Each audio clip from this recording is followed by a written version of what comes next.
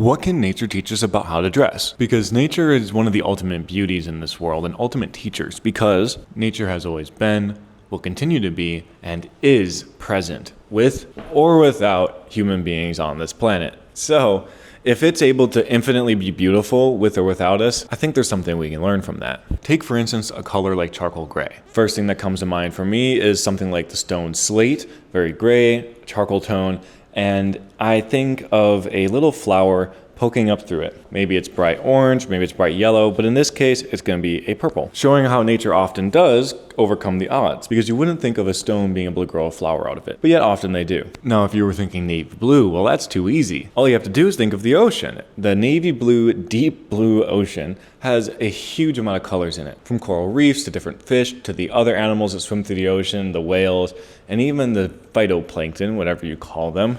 All are huge pops of color against navy. So that honestly means you can put just about any color you want next to navy and it looks beautiful. And brown, well, if you wear a brown suit, you've got another writ to write whatever you want. Because brown is the color of rich soil, and with that, any and every plant you could possibly think of comes from soil.